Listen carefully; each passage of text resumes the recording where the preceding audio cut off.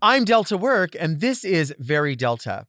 Today, the show goes down under with Courtney Act. We talk about meet and greet etiquette, reality television, and the act of immortalization. But first, do you want to see me go off? Because I think you want to see me go off. Oh. Mom!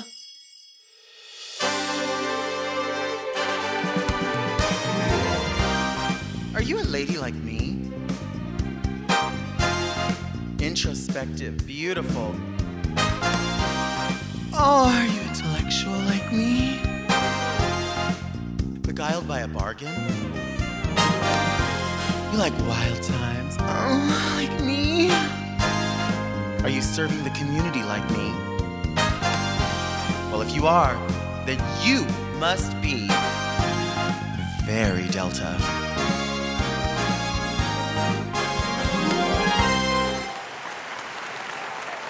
I'm Delta Work, and this is Very Delta, a luxury public access podcast and YouTube talk show where I look gorgeous, speak extemporaneously, and invite fascinating people to sit on the couch and get Very Delta. Very Delta is for the woman who doesn't ask what her country can do for her, but who she can do in her country. But first, let's get into some things that are very Delta. Go off, Delta!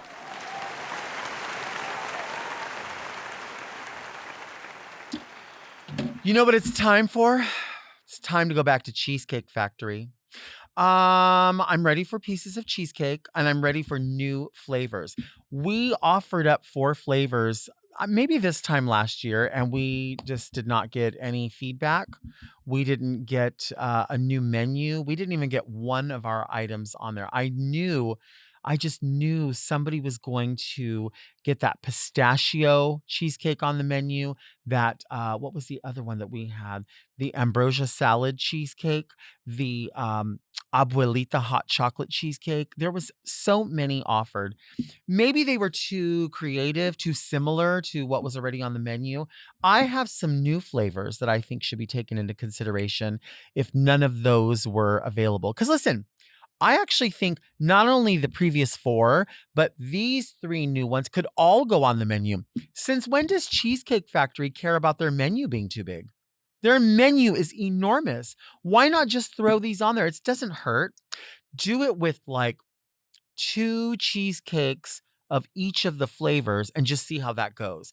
And if it doesn't work out, you can throw it on Too Good to Go. Somebody will buy them. Somebody will eat them up. You can donate them to a shelter, something like that. So I'm going to go right into these flavors, and I want you to be on board because these are nostalgic and new. So some of them are older, some of them are new ideas, different flavor profiles. I want somebody at Cheesecake Factory to be listening to me. And these are totally open to interpretation. They don't have to be exact. These are ideas. What we're doing here is we're storyboarding for Cheesecake Factory, right? We're coming up with these recipes. And I'm not a cook and I'm not a baker. So I'm not making any of these. I'm just telling you what will work in the flavor profile, what will work, what will work, what is going to work. We are going to, these are very Delta. These are very Delta work. And these are going to be very you. New flavors. What about the nostalgia of a PB&J? A peanut butter and jelly sandwich. Imagine having a piece of cheesecake layered in between. You have peanut butter, and I'm talking a creamy peanut butter because this is how it's going to play out. Graham cracker crust, cheesecake, peanut butter, smooth and creamy in the middle, more cheesecake. Then on the top of it is going to be poured from here. This is where we're going to put a puree inside of here. It could be strawberry. We could do grape. I would say strawberry or grape, so we keep it real traditional.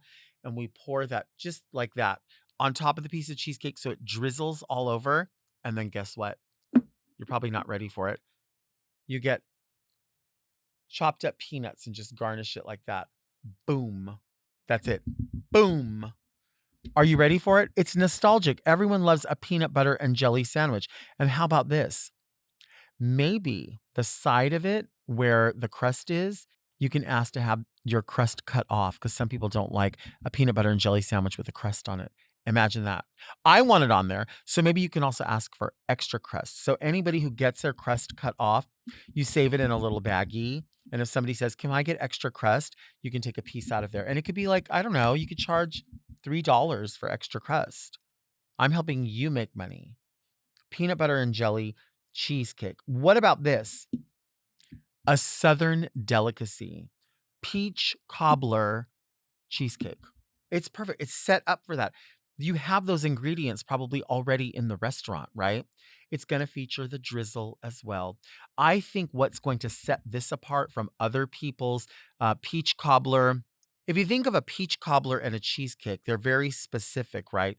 But we're going to take this to the next level because we are going to introduce the peach compote inside, and we're going to have some of that sort of lattice on the top with butterscotch. So the lattice that you imagine on top of a pie, that crust, we can recreate that with just butterscotch striping across the top, or we could maybe slice lady fingers and those go on top. We want some sort of pattern on top of there.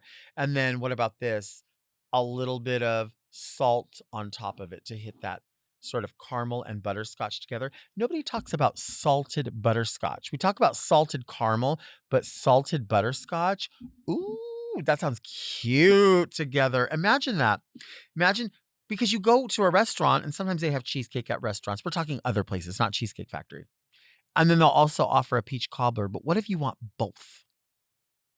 You go to a restaurant and they offer cheesecake and peach cobbler. But what if you want both? You can have both with this selection. I'm telling you, it's going to look beautiful because you absolutely have to have that lattice work. If you don't have the time to bake a crust on top of that, because that's a different type of pie, create the visual yourself. You can just get a container, right? They have those like squeezy containers and you just decorate it like that and then decorate it like that. Boom. That's your new pie right there. That's your new cheesecake, peach cobbler cheesecake. Now there's another one. Those two are nostalgic. This is new. This is going to be something if you are someone who likes to push the envelope, if you're like someone who likes to push the envelope, we hold the space envelope, envelope, envelope, envelope, tomato cheesecake. No, we don't want tomato cheesecake. I could do a tomato and ricotta pie. That's something completely different. This is going to be the lemon and lavender cheesecake. Ooh, that sounds good. It's mild. I know it sounds like it's going to be crazy, but it's not. It's mild. You want to introduce the lavender in a very, very gentle way, almost like a lavender tea, right? We're not going to change the color of the cheesecake because we're doing such a gentle uh, flavor profile. We don't want it to look, bright lavender because that will scare people off. It might look like mold. We want to keep it traditional in color, just a white cheesecake. But that lavender flavor, it's going to be almost like a lavender tea infusion. And then there's going to be a lemon garnish on top. It could be a lemon sauce. It could be a lavender tea infusion, right? So you're going to taste it. It's going to be mild. You are going to be able to taste sort of that herbal, though, coming through. And then to juxtapose that flavor, that mildness, something's going to bring it out a little bit. That is going to be the fresh squeezed lemon. We could do a lemon, sort of I think maybe a visual of lemon circles, so compote on top. We could do, maybe it's not that. Maybe we just do a squeeze of lemon all over the top and then a lemon peel. That could be pretty. We want something that you're going to want to eat. I don't like the idea of garnishes on a dessert that you're not going to eat. So they have to be edible. We might be able to introduce something that is lavender-ish in a flour that's an edible flour. Obviously, we're not going to eat pieces of dried out lavender. So we get a flour that is lavender in color to suggest, because listen, when you're looking at something to eat, you don't really think like, oh, that's not lavender. Like you taste it, you look at it, you get the connection, right? We eat and we look at what we eat at the same time. So we want that impression. We want it to look beautiful. Would have to up the price, I believe, on the lemon and lavender to honestly probably $1 or 2 more. in order to pay for the edible flowers. But listen, a lot of the people are fussy. They don't mind. We can charge them, they'll pay it, they won't really care. We'll just give it a shot. This could be something that could be introduced as a Mother's Day special. It could be an Easter special. I don't know that they're necessarily for the fall, but the reason I'm giving you these ideas, Cheesecake Factory, is so that you can think about them, storyboard them, figure what works within the price point, um, and then do a test market. We have all fall and winter to start storyboarding and getting in the kitchen and really getting our hands dirty and creating some of these new flavor profiles like peanut butter and jelly sandwich, peach cobbler cheesecake, lemon and lavender. These are the ideas that I'm giving you for free. All I ask is I get a piece of each of these whenever I come in. I want to have a piece. You know what I'm saying? Like, I don't think it's asking much. I would love to revisit some of my previous flavor profiles that I've offered up that you haven't taken seriously. I don't know why. Um, One other thing not related to dessert, but still in the bakery, a little quicker on the bread. You know what I mean? Like, I just feel like that is a storyline that needs that conversation needs to take place.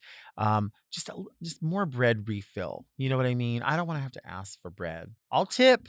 Don't get me wrong, I'm tipping, but I want to see that bread come out a little bit quicker. I'd really love that. Do you want to see me take a break? Because I think you want to see me take a break and go to Cheesecake Factory and get a piece of cheesecake and take it home and take my clothes off and sit in the bed and eat it and then go to sleep.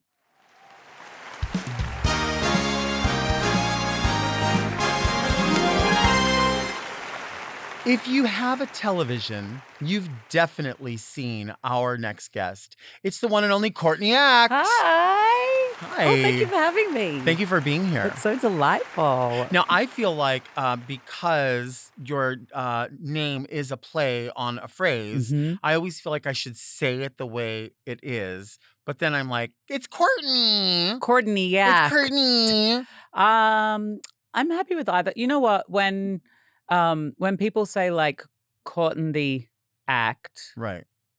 I don't know. I feel like just Courtney. Just Courtney. If you had a Boston accent, Courtney Act. Okay, then it would make sense. It would make more sense, or British accent or Australian accent. But because Americans say cart, but you say Courtney. Right. Doesn't quite work. It doesn't translate the same. That's what we were talking about off camera, the idea of accents and how so many, myself included, Americans will say, I don't have an accent. We can discern when someone has a Southern accent or like a Boston accent, but like in California, I feel like there's no accent. And everyone from any other part of the world, including the United States, will say, no, I can tell you're from California. It's just it's a weird concept to me because like the American accent, like I can put on an American accent. Right. So like the rest of the world knows that you have an accent. But it is funny, not you personally, but how some American people kind of have that idea of, I don't have an accent. And it's like, well, what do you think it is? Right. I guess it's like telling a fish about water. It's like I guess it's a form of like privilege where you're just like. It is, 1,000%. Yeah, this is it. This is the center of the universe. Right. No, 1,000%. And I feel like when people say something like that, it's just so blind because it seems like that doesn't affect me in any way, but it does. It affects every one of us, especially like we were talking about celebrities that we hear of that will put them on or Madonna's sort of British accent, Kylie Minogue's British accent. No one can do an Australian accent though. No. What would be like what's a word that you can teach me? It's the letters R, N, R. The American letters. If you say them in your American accent. R and R. Say it again. R and R? Oh, no. R and R. R and R. No. I'm hearing it, but I'm like, it? but I'm trying. You taught me a word earlier that is like a safer word than saying like a slang for homosexual. Well, I don't know if it's safe. It might be safer here because safer here, yeah. But in Australia, the word poofta is a slur for a homosexual. So it's kind of like adjacent to. So yeah, growing up, you'd be called like, you fucking poofta. Is that like poof, like a fairy is poofing? I don't actually know what the what the origin is, what the etymology of that word is. We We could don't ask really have to know. ChatGPT. Yeah, we could. I think I feel like you would be more adept to understand so many different accents, not just from international travel, but because you've been on so many shows, you're around so many people, oftentimes having to repeat the same thing over and over so you can hear people do it. Is that part of it? Maybe, yeah. I think what it is, in Australia, we grew up with Australian accents on television, but Mhm. also with a lot of US accents and a lot of UK accents. So Right. we sort of are fed US and UK accents all the Perfectly. time. Whereas in the US, you just grow up with predominantly US accents. I think it's changing with streaming services. So I guess one of the benefits of globalization is that Americans are hearing more diverse accents. That's a good thing. Yeah. It's a good thing. But I do hear the Australian accent evolving in the youth, like the Drag Race watching youth. They like when you see like a white Australian twink, like with a I guess like a black scent, like but a Uh-huh. Drag Race specific catchphrase black scent, and I'm just like, I think you should just say it in Right. Australian. Stop trying to put on what is the famous quote? Like, stop trying to be someone else because someone else is already being that person. Yeah. Right. Like the work mama, yes, hunty slay. Right. I mean, I guess it doesn't sell. Work mama, yes, hunty slay. I don't know. Like those. I think you have to snap your fingers if you do it. There you go. It makes it more offensive. Delta, I bought you a gift. Speaking Oh of my gosh, Drag stop. Race. I always think it's a little bit self-indulgent when people, come on a show and they bring a copy of their memoir. So Oh my gosh, thank you. you can unwrap it now. Is it your memoir? It's a memoir. Oh, I don't have this. I don't have this. I wonder, is this the latest? It's the latest and the greatest. It's called The House of Hidden Meanings, a memoir by RuPaul. I do not have this book. I wonder. I read the free sample on Amazon. I could have written the foreword for this. You could have. I could have. I wonder if there's a picture of me in here. You think? I don't know. Do you think? There might be. We shared so many different experiences. If we had a digital version, we could search for your name. Oh, here it is. This is the page dedicated to me. There it is. If you want to see that, this is the story of us at the Emmys together when I was the first RuPaul's Drag Race contestant to ever win an Emmy. There was that, and she built that for me. That's beautiful. Thank you. Pleasure. I love that. I love reading. Certainly, that would be light reading, but I love it just the same. No, so here's the thing. I said if you have a TV, they know who you are. Clearly, you have, and I wrote this down because it's super important. Some of your television appearances, Australian Idol season 1, 2003. that's a long ass time ago. That was 21 years ago. How is that? Where does the time even go? Children are not born. There are children watching this who are under 21 who weren't born yet. Right. That's wild. Dancing with the Stars, Australia. Hmm. Celebrity Big Brother UK, Eurovision Song Contest, Masked Singer Australia, RuPaul's Drag Race. That's like literally every show that I like to watch. And everyone likes to watch because we love reality. But reality, we all have our own reality of reality. Hmm. Which of those would you say was the most challenging, the easiest, the most, I don't know. My favorite one, look, maybe because of what it gave me and because I won, was Celebrity Big Brother in the UK. That was cool. I think, on a show like Drag Race, I'm almost like the least interesting of 12 drag queens. Like I'm the most, like I've got the smallest makeup, the smallest hair, the smallest outfits kind of thing. And there's a lot more drama and excitement from other queens. But then I walk into a house like the Big Brother house and I am the freak just by existing. And so I don't have to do anything to stand out. I'm just like being me, and people are like just gawking. And there was something really fun about the Big Brother house because you're there for a month and you're filmed 24 hours a day and you just end up talking to people about stuff. And then you have no idea you're being watched, but you don't know what is being watched and what the reaction is. So you're on good behavior and you're aware that someone's watching, but you almost forget. You're aware you're being filmed, but you forget you're being watched. Okay. Like I forgot my family existed. Like about a week into it, someone asked a question about family and I was like, oh my God, I haven't thought about my family for a week. Yeah. Like I haven't thought about the outside world because you just go into this bubble. Yeah, so that was kind of fun, and I loved that, and when I came out, I think the thing that was most different was that I was known like, Drag Race is a destination show. It's not on network television, so as popular as it is, everyone who's watching Drag Race had to want to watch Drag Race, Absolutely. whereas with a network show, people and the UK is all on one time zone, and people still tune in to watch the TV show that's on television that night. Mhm. And there's national conversations about like what happened on Celebrity Big Brother last night. So to sort of feel that reaction of a nation, the love of a nation, the just to be the conversation of a nation is such a fascinating thing where like normal straight people who didn't sign up to watch a drag queen were suddenly watching a drag queen and learning about, gender identity and sexuality. So that was really fierce. That was like that felt special. Mhm. Not that Drag Race didn't feel special. Drag Oh, Race it's totally different. was, yeah, just a different experience. But then, like Dancing with the Stars, like getting to, So exciting. Did you feel maybe a leg up on other people because you are a performer? yeah, I mean, I think drag and Dancing with the Stars go really well together.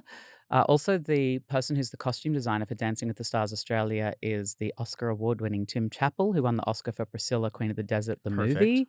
So that's a great marriage. And then my dance partner, Josh, we just fell in love with each other. He's just the most wonderful man who we were both really passionate and excited and worked really hard. And again, on mainstream television where Ma and Pa are watching. Well, I think that's what's important is no what does it say? No shade on whoever, but like you are perceived as a very professional, quote unquote, clean teen. You know what I Mm, mean? So one of the it's good ones. right. And that's a good thing because when we try to bridge this gap in between, we have to have people understand that, like, there are people that do what we do, like yourself, who takes what you do very seriously, but not necessarily yourself very seriously. Yeah, And you're willing to laugh at yourself and willing to fumble and go, okay, well, I'm human. yeah. Um, but it's also great because when it's polished, it's out of this fucking world. And that's what's exciting is like, I don't know, I almost look at it like when people say like when we meet the aliens, right? So they're coming from outer space. When we meet the straight people, send Courtney. Send Courtney. She's the best of us, because it really to bridge that gap. I can remember when Melissa McCarthy was on the cover of maybe Entertainment Weekly, maybe one of the Mhm. magazines, and she was as Divine. And a lot of people were very upset because when you open the spread, it was all drag queens with her. But they said, why didn't they use a drag queen? And I think in that moment, it was great to have an ally who was going to be on the cover and was going to take that hit Mm, because Divine was now on the cover of every American household mm, with being gone, 30 years. yeah. We needed somebody to bridge that gap. Now, I mean, I think in this day and age, it could be a drag queen. Mm, You know what I mean? mm, And it doesn't have to be the queen of drag. mm, It could be because there's a lot of prominent drag queens yeah. that should be featured in that way. I mean, I always think about, I guess sometimes it's concerning when there's only one. And the thing that I love about the world now is that there's many of us. And I love the idea of, I am really inspired by people who are a lot more radical than me, who are a lot more punk than me, whose looks are more extravagant and flamboyant and outlandish and draggy, whose politics are a lot more progressive than me. And I take inspiration from those people. And then I sort of think of them as pushing the boundary further left, and then me sort of like taking what I learned and then bringing it back to the center and Mhm. sitting down and trying to work out how to deliver that in maybe a more moderate, understandable way. Because I also think, when you think about a kid in wherever coming out to their family, and they've been thinking about this probably their whole lives, Right. they've been working up to it, and they're like, Mum, Dad, I'm gay. And the parents like, I don't even know what I've never thought about. Oh, there was a gay character on a TV show I watched once, or like they Right. haven't had all of this time to process and understand. And I always think for young people coming out, there's that sort of double burden of having to sort of hold the hand of the person you're coming out to, if you can, to try and help them understand you, as well as the whole struggle and fear of rejection and everything Sure. else.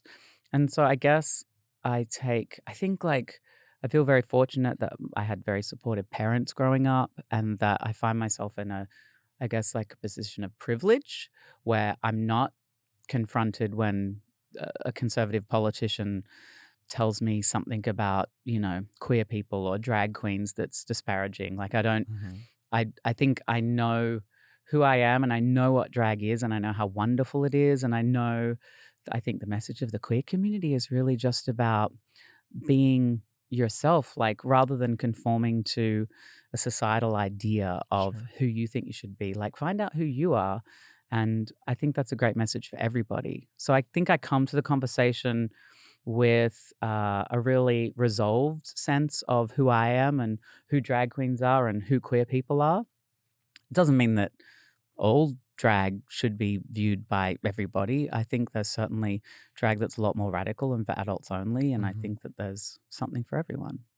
I mean, listen, I 1,000% agree with that, and I feel like my takeaway from that is for sure that yes, all the message is the same, but it's coming from different places, Mm, and we have to accept that there are people that will only understand the message if it's delivered to them gently, mm, or if it's delivered to them from people who quote look like them, yeah, and we have to break the walls however we break them, however yeah, we get through. It is so necessary. And you mentioned privilege. If we can use our privilege in whatever way, we were joking off camera uh, about this idea of a coconut, and there's people that will use that derogatory term towards me by saying you're brown on the outside, but you're white on the hmm, inside. And the idea is, well, you may think that, and I may play a white lady on television for you, but we all have some different background, yeah, but we have a similar message. yeah. I think so. Let's take a break.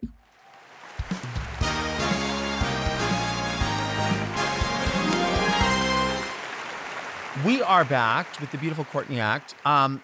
We were talking about all these shows that you've done, and then on top of that, a wax figure at Madame Tussauds. Get away from me! Are you serious? That's actually so.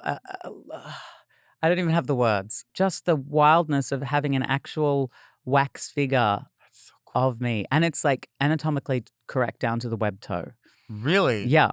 And I sort of talked to them about eyebrow wax and Hmm. wig lace. And I said, well, the story that I heard was that Katy Perry's wax figure, I think it's got like a blue fringe. I don't know if it's California Girls, whatever it is, but um, they punched her whole head with hair. Hmm.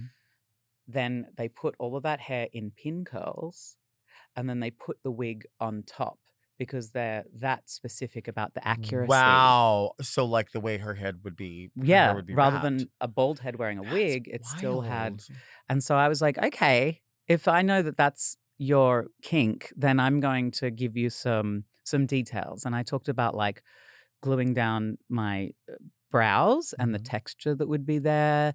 I talked about like they said, "Oh, is it okay if we like punch the hair?" And I was like, "I think it would be better if it was a wig Hmm. because that's what I wear and if that's your thing."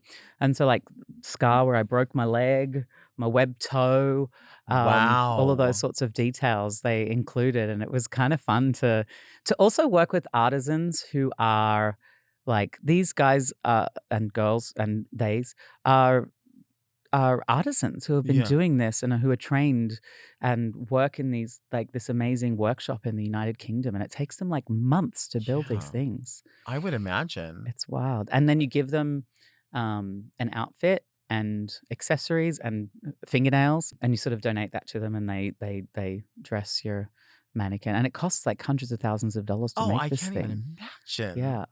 And do you think like it was this for you a signature hairstyle? Was it a signature makeup? I chose an outfit that I wore to host the Sydney Gay and Lesbian Mardi Gras on television one year. Mhm. It was a Marco Marco gown. It's very rainbow, very colorful, very cute. And the hair that went with that. They actually remade the hair. I think Vanity talked to them about like the gauge of the lace, like film lace, human hair, sent them, all of the details, and then they actually made the wig in their workshop. Like the day of the fitting, I Mhm. guess it was like an 8-hour day where there's like a person who had like a big piece of paper, like a with paint and a thing with the paints and the colors, and she Mhm. was like mixing paints and like holding them up, and she had like all the different like, oh, this is your skin tone here, and this is your skin tone here, and Okay. and then there was a whole bunch of eyeballs, and like picking which eyeball was mine and which eye Wow. color, and like being measured with like all of these calipers, and they stick all of these dots on you, and then they do like a 3D scan. Just being a part of that process and seeing how like artisans make their art Sure. was really fierce. But yeah, it was a huge honor. That is so exciting. And the figure is so sick. Like it's real. That's the other thing, is to see the figures. It's a little like uncomfortable at It first because is. you're like, It really yeah, is is. it going to come alive? Yeah. Weirdly, the one they told me that the sort of the biggest celebrities who don't, or the celebrities who don't give the full 8 hours or who don't give any time, they sort of base off photographs and things. So they like you can tell who gave the time and who didn't, because some of them look a little off kilter. Mhm. But then there's ones that are freakishly lifelike that you think are going There to are come some. alive. 8 hours is a lot of time, for everyone. So it can be difficult. The car was running. Talking about Madame Tussauds and then having sort of an opinion and being able to give advice about the makeup and the wig. I Mhm. mean, nobody would be more versed than you and, of course, Vanity about what the hair was to look like. And because of Drag Race, people are fans of costume design, makeup, and definitely wigs because Mm. I think wigs are accessible to people. Sometimes Mm. they may not be able to do the makeup on themselves or be able to afford a full $3,000 outfit, Mm. but they can save up and get themselves a quality wig. Mm. And you can tell us about Wigs by Vanity, which Yeah. is elite. Well, we started Wigs by Vanity in the early 2000s, and I credit where credit's due. We were inspired by RuPaul's wigs. I Yeah. remember watching them in the 90s, being just marveling at the lace spring from the head, and so we went to China. We flew to China, and we met with some people and started developing. At that time, you could buy a lace front wig, but you couldn't buy a lace front wig that was full of volume and drama and had like a lace front wig for drag, for a bigger sized head, Right. with just the lace front and the machine back. Most of them were either like full lace or hand knotted. And so we were really trying to make a sort of a high production volume wig. And it took us a lot of time, but I think the way that we funded it all was quite interesting, because we went around to all of the elite drag queens of Sydney and we were like, we're going to get these lace fronts made. Do you want one? I think at the time they were 350 Australian dollars, which is about, I don't know, 175 US dollars. And we got, everybody paid us for the wigs. Maybe there was 14 drag queens who were all Wow. the top working showgirls. And then we used that money to pay the deposit on our first order. And then the first order came, the samples came with all of the girls' wigs. And then every elite drag queen in Sydney was all of a sudden wearing a lace front wig, and everybody wanted one, and everybody wanted to know where to get them. I love And this. like the Kylie Jenner scarcity marketing, where no one could get one and they wanted one.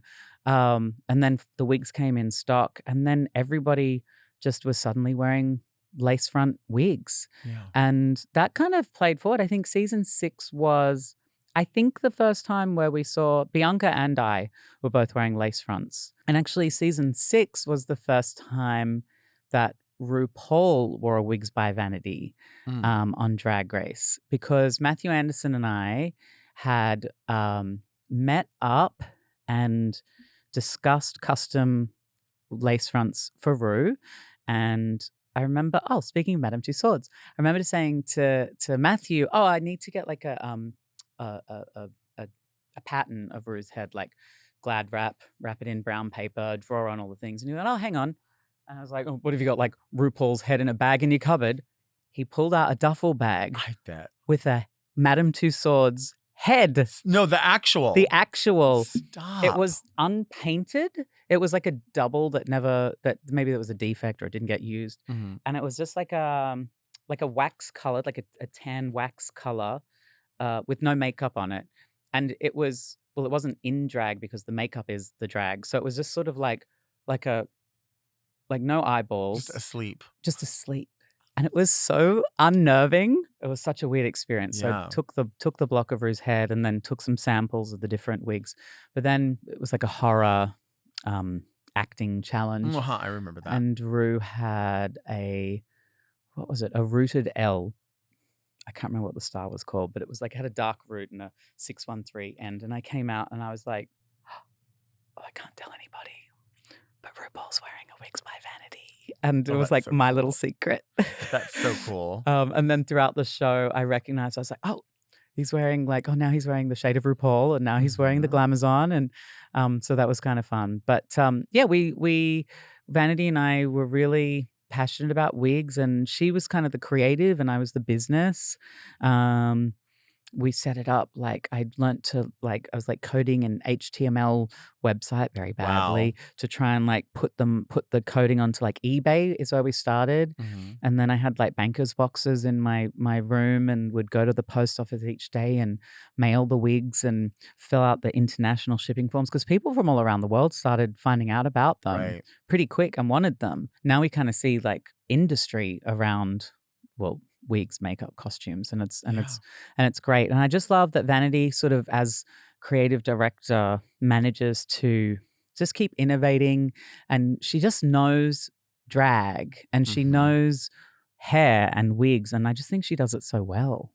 So well. I remember just being introduced to it when at the Dream Girls at Rage, Yeah. and the two of you were there, and I remember I had known you, Yeah. but I had not known Vanity, and I just remember, I mean, of course, always in awe of you, but I knew you at that point, but I had never seen her, and I thought, what am I how Yes. is this possible? And then to see the two of you side by side, I'm like, oh, okay. When you're around people who like to be great, then everybody's just kind of great. And I love that. And I love that. I love that luxury, the sophistication. It's just so beautiful. It's something that we all aim for. So when you see that example, you're like, I want that. I want a piece of that. I want to do that. And that's when Raja was like, you see my wig? It's Mm. called the Raja. And I was like, what do you mean? She's like, they just, you know what, we're friends. And they came up with this idea and they did this. And she had shown me her first, she had a vanity, Mhm. an original, like just the vanity wig. Mhm. And she was showing me the inside. She's like, look how this is done. Look at these hairs. Like, this is why you can just put your hand in and shake it and you'll get that volume. Imagine if you take a brush to it. And that's the beauty of the product, is that out of the bag, it works. Hands in it, it works. Like, you can take it next level, Mm. level, and all of the different styles. So obviously, there's still to this day a Courtney, and there always should be. It's that wave, it's that beach, it's Mhm. that style. And then there was the Raja, and I'm sure you can name all of them, the Vanity. And I just am such a fan and will always be a customer. I will be in Vanity and Nikita's butt, messaging them going, what is that color I just saw? How is that happening? What does that do? And Vanity will even say to me, like, girl, that wait till it comes out in the other style, because I think the other style suits you a little bit better. Like, she just knows, like, Oh, I I love know that. you'll like it. Personal service. She really does. Like, she was like, I know you like that color. I know you'll die for any of the reds. But I think if you had it in this other cut, you'd get more use out of it. Mhm. I see this one being something that you're going to put into a style and leave in that style. Mhm. And so it's just so exciting. So now, like, just so honored to be wearing this wig, which is coming out soon, and it's called the Delta. And I'm super, super excited about it. Oh. It just feels like this sorority Right? of names where so many different types of glamour are celebrated in different A ways. sorority is such a I love you putting it that way, because I remember when we were coming up with the first names, we were choosing like Sydney showgirls, drag queens who we loved. And I know Vanity loves you and has always loved you and just Just love loves your drag, sweet. is so entertained and enjoys you so much. And so I think it was a real honor for her to call the wig the Delta as well. So So exciting. yeah. And by the way, if you're looking at it and you think this is it, this is not all there is to it. It doesn't have to be that way. Like, you can part wherever you want. And also, this can go so big. This is just the first, like, I always feel like I like to put a style in, wear it for a minute, and then that gets loosened up into something Mhm. else, wear that for a minute. Then it becomes an updo, because I feel like all of it's built in there.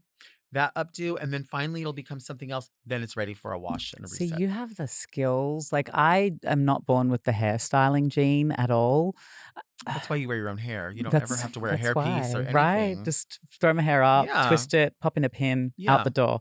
Um, and I mean, I've tried, and Vanity's given me lessons. I don't think people understand how much time and effort goes into just styling a wig. Like to Yeah. set a wig, to steam a wig, and then to brush it up. Like that's hours of time. Like makeup takes hours, I guess, and I'm Mhm. used to that. But yeah, styling wigs. And also when you've got a friend like Vanity, Right. why are you going to bother doing your own Right. hair? Right. She's kind of an ultimate drag queen, I think. Like Yeah. her lip syncing, watching drag queens, look, uh, to be taken in by a lip sync and to suspend disbelief without any effort and believe what you're watching is there's very few drag queens who Right. I've seen do that, and Vanity is one. When she's performing and you're just watching and you forget that the world exists and Mhm. you're just invested in the moment. So yeah, I think I'm very grateful that she's my big sister and that we got to do this Wigs by Vanity thing together and kind of change the world of wigs. Yeah. Like we wanted to make a wig that was for drag queens by drag queens. And in the beginning, people were like, "Oh, I think that's a bit too specific. Like maybe you should make wigs for women or people who have had cancer and lost their hair," and we were like, "No, I think we know what we want to do. We want to make wigs for drag queens by drag Right. queens." And then we didn't know that drag would blow up the way it has. But yeah, I mean, I think the number one complaint people would have about Wigs by Vanity is that they can never buy one because they sell Right. out so quick. If you want a Wigs by Vanity, you better set your alarms. They will tell you every single time. This is when they go on sale. This is in Scotland, it's going to be this time. In Los Angeles, it's going to be this time. You get a fair warning. Yeah. You do get a fair warning. It's like getting tickets to a Taylor Swift It concert or is. something. It really is. And I mean, the colors, it's like they're just so intense. The quality, it's like you really, if you take care of them, I mean, I have some that are just so old. Yeah. And people would never know because if you clean your lace, if you take care of it, if you put them away, they're just like your babies. Yeah. They really are. Can I take a moment to Yes. credit myself? Yes. I had forgotten this, but Vanity reminded me. It was a few years back, and I said, "Why can't like I've seen really fine tinsel. Surely we could like knot that into wigs." And we spoke to the people in our factory, and they were like, "Oh, I don't know." And we tried a few, and then they did it, and then we had a range of like tinsel wigs. Mhm. And Vanity, she was like, "Remember when you invented tinsel wigs?" And I was like, "What? I invented?" And then I was like, and now you see like people with Yeah. not the typical tinsel party wig, obviously they existed, Right. but the idea of like knotting tinsel into a wig, we released a range before anybody else, and then they started coming out everywhere else. And now when I see tinsel wigs, I just sit there quietly and be like, I invented that. Where's my pen so I I feel can like write Jackie on here Beat. things that you've done? I have a pen somewhere also created, but you're not lying. I mean, it really was a thing. It really is a thing. And people will watch this, or I see them commenting on other people's stuff, and they'll say, "Oh, is that a Persian rose so and so's Mhm. wearing? Is that an ultimate? Is that and it's neat because it has now become this thing where there is a culture of Yeah, people a built around language. it, even people that don't wear them. Yeah. They're just fascinated because they get to meet, I think through social media, the people that they're compelled by. Vanity, you, Nikita, myself, whoever that's wearing that stuff. So I think it's just super exciting. Yeah. And to see gays that. love, like you said about makeup and costume, like maybe they don't have the time or the skills to do makeup Mhm. or the costume or the money. Those gays, do you remember when? I don't know, for me, it was like the early 2000s when I Okay. first came out, and you'd be in the gay bar and you'd be in drag and they would love you on stage and you would be fierce, but like they didn't want to be you. And Right. there was almost like a bit of shame about being a feminine 1000%. person. And now those in their heels with their wigs whipping them around when they're like at the circuit party or they're at the Kiki and they're posting their videos online. And I'm like, now who's, Yeah, it's changed. it's changed. It's come and full I'm glad. And you know what? It's come full circle because guess what? Never forget where you came from. We all used to put a towel on our head. and Mhm. throw it around and pretend we Uh-huh. were Diana Ross. Every Yeah. single one of us, or Cher, or Yeah. Mariah, or whoever it was, whoever your diva is, and you can have all of them as your Yeah. diva. Maybe you thought you were Courtney Act. I think so. Let's take a break.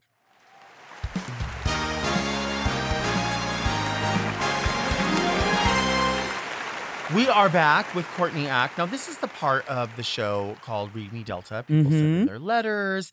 Sometimes they know that their favorite will eventually be here, so they might address them to you. But But sometimes maybe not. they're just general questions about advice.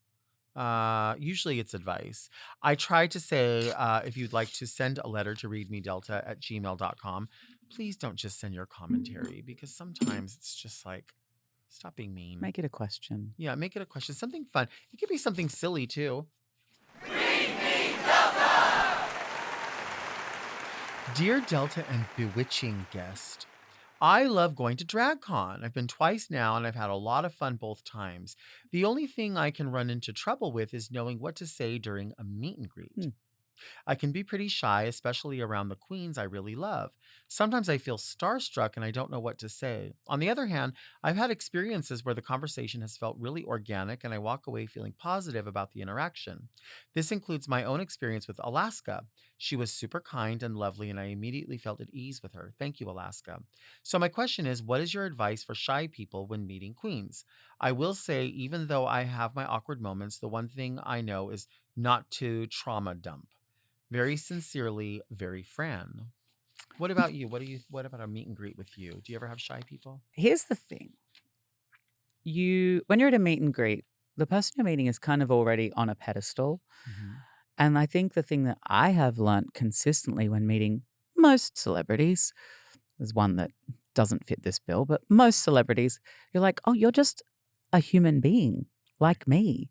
And actually, what I want is to be seen as an equal. I don't want to be put on a pedestal. And so sometimes I find like when I get objectified, it can make me feel uncomfortable. So I guess like just understand that the queen is a human being, and I think as a person doing a meet and greet, what I try to do, or when anybody bumps into me on the street and wants a photo or says hello, first I've recognized, and this didn't come naturally, unfortunately, but I realized this person just wants to tell me that they love me.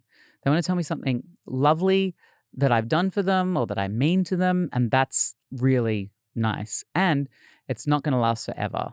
So leaning in and appreciating that, first of all, and realizing that that person actually just wants connection. They just want, sometimes as the person that they want the connection with, it can feel like they're taking. Um, but I find I just like try and look them in the eye first of all, because like when you're like, no, no, oh, yeah, oh, sure, yes, all that person Right. wants is like, hi, how are you?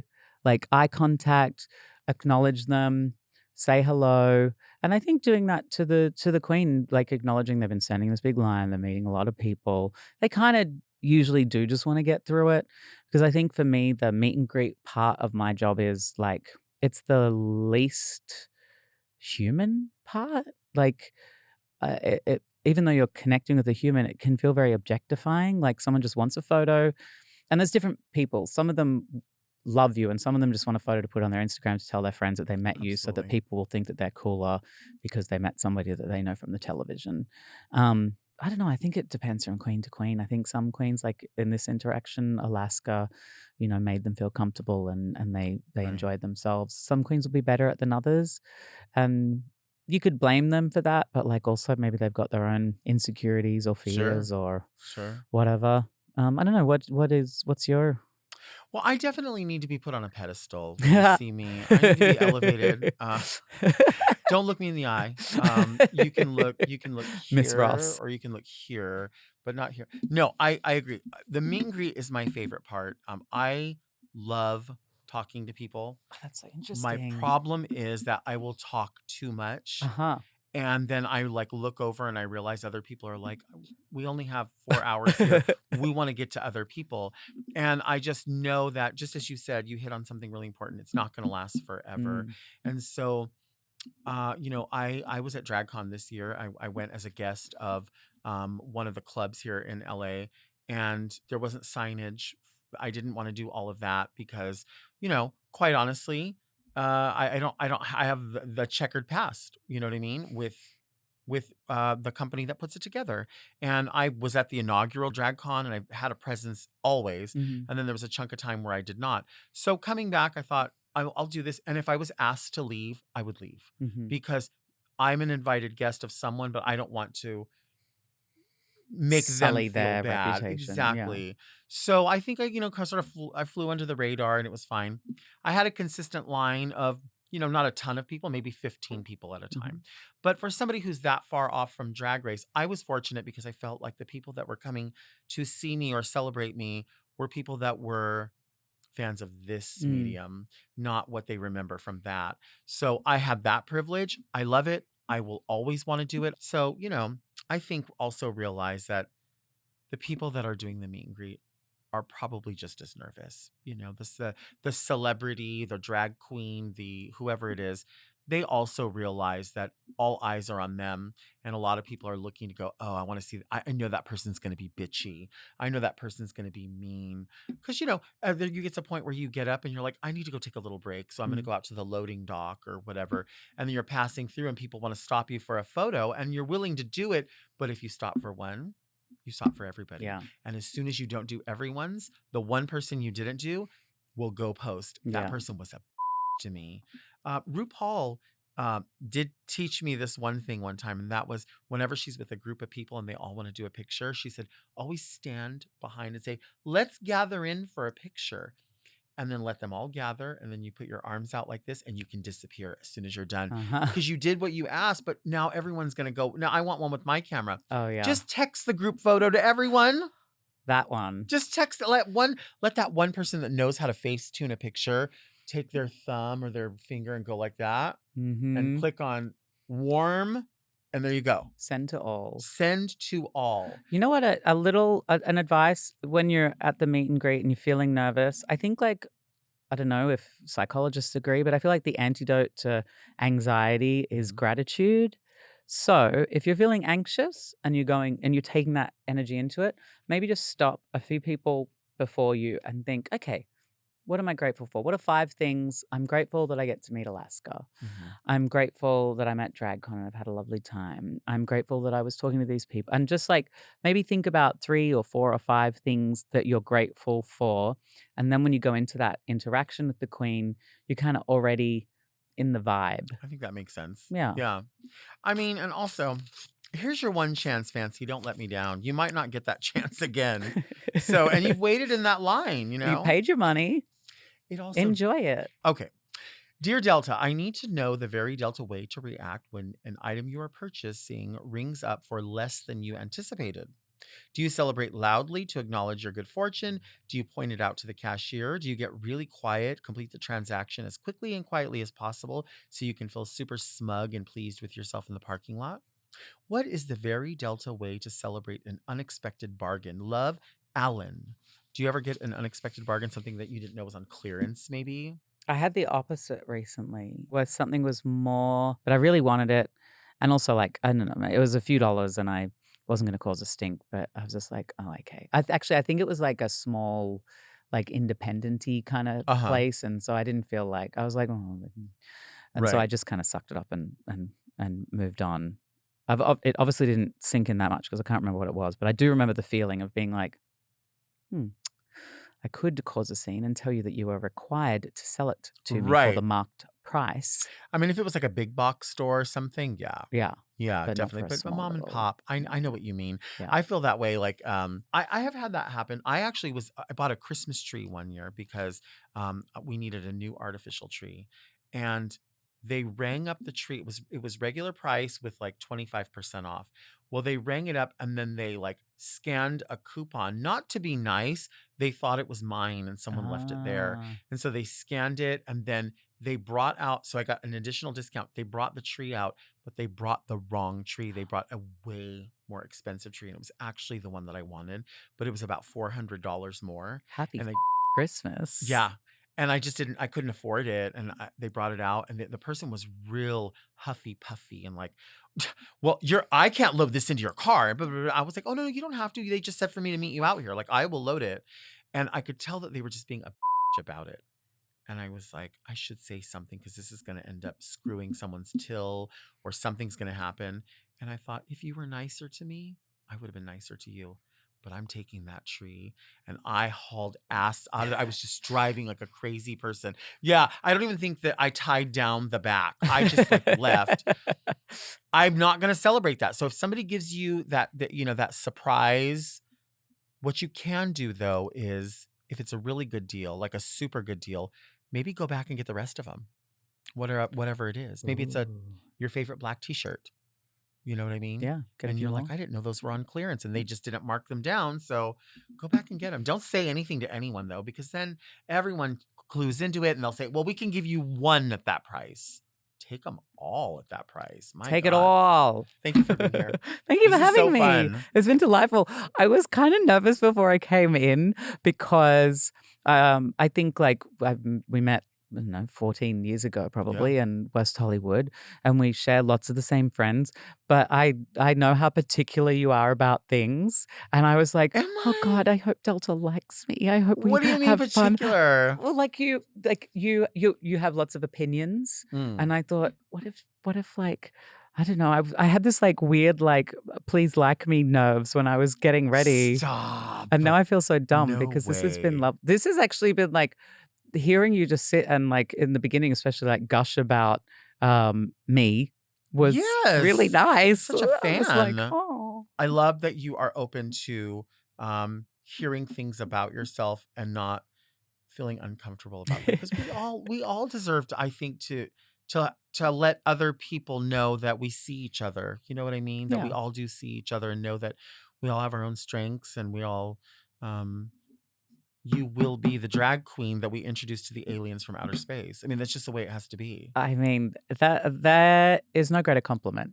Yeah, we have to tell them like there are drag queens here. Well, there is a drag queen here that looks like Pamela Anderson. Like, just accept that, and then you have to tell them like, oh, no, they all look like we all do. And then I'll show up, and they're like, oh, what movie was Pamela in that looked like this? Thank you so much for having Thank me. you I for really being here. appreciate it. Thank you so much for listening and watching Very Delta. Our show comes out every Monday. Subscribe to Mom Podcast YouTube channel and turn on your notifications so you do not miss an episode. Search for Very Delta on your favorite podcast apps to listen to the audio-only version if you can't handle all the visual beauty.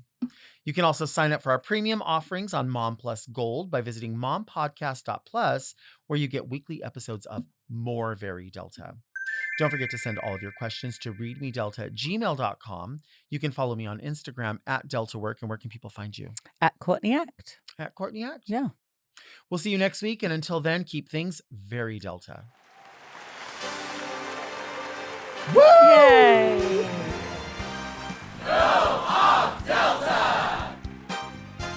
Very Delta is produced by Moguls of Media, aka Mom. Hosted by Delta Work.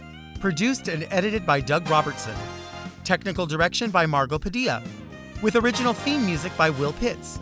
Media and design support by Stone Cold. And set design by Eris Sevilla. Executive produced by Alaska, Willem, Big Dipper, Camille Stennis, and Joe Cilio. Recorded at Forever Dog Productions. Cheesecake! Wow! Mom! To listen to Very Delta ad-free, one day early, and to get access to more Very Delta and all of Mom Podcast's premium content, check out Mom Plus Gold at mompodcast.plus.